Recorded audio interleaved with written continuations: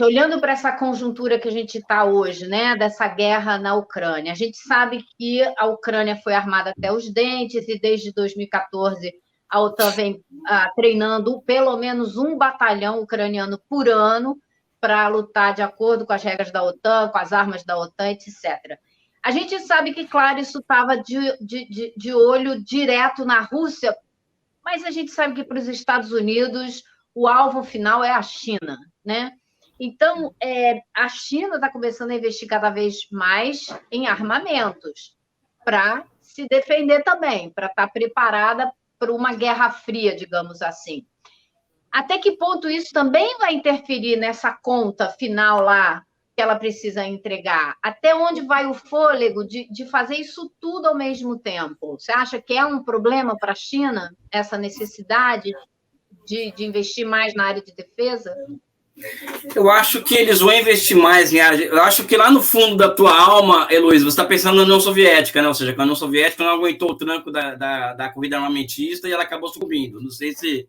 Não sei, correto. Porque outro dia eu li um livro muito interessante chamado Spoils of War, que desfaz toda essa narrativa e que trata essa questão da União Soviética de uma outra maneira bem diferente, falando dos erros, da corrupção, não só necessário, mas eu não sei, no caso da China, pode ser que eu tenha ainda com esse mito na minha cabeça. Não, mas a União Soviética, a corrida armamentista, ela foi objetiva também na queda da União Soviética, na medida em que ela foi sufocada economicamente, combinado, por exemplo, em 86, com os Estados Unidos e a Arábia Saudita, combinando uma queda abrupta no preço de petróleo para prejudicar a União Soviética, né? Então, existe toda uma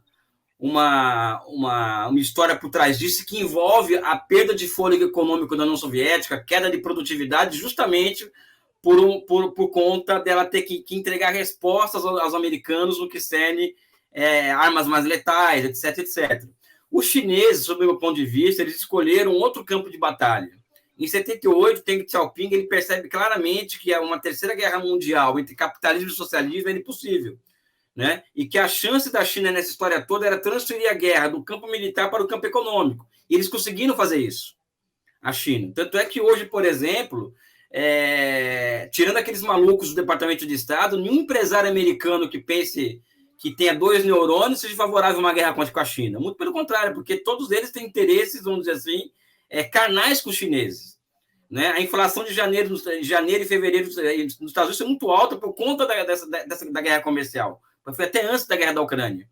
Então, acho que a China conseguiu montar uma ratoeira bem montada para os americanos caírem, e eles caíram. Né? Esse é um lado da história. O outro lado é que a China goza de algo que a União Soviética nunca gozou, que é a soberania monetária. Então, a China, por exemplo, hoje, ela tem 3 trilhões de dólares de reserva e ela tem bancos estatais que estão criando moeda para empresas estatais executarem projetos. Isso significa que se a China quiser criar moeda e queimar em praça pública, ela pode. Né? Então, ela é uma economia imparável, vamos dizer, não sei se essa palavra existe também, é impossível de se parar uma economia dessa, a não ser se você jogar uma bomba nuclear ali dentro. Né? Então, a ameaça militar que os Estados Unidos podem provocar é muito grande, no caso, eu vejo aqui, né, na minha limitação intelectual, se eles continuarem apostando pesado no quê? Em 2 coisas.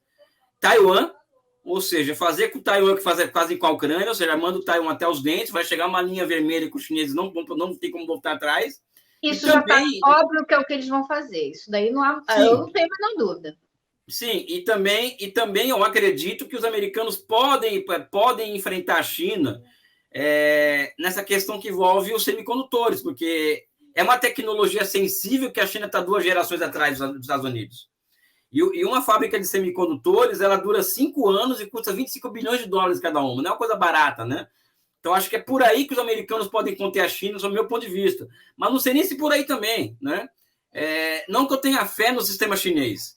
É que eu acredito que a China criou mecanismos institucionais que a possibilitaram se tornar um sistema econômico e social superior ao ocidental. Né? Isso aí, a gente pode falar um dia sobre isso e tal, fazer uma tese sobre isso, né?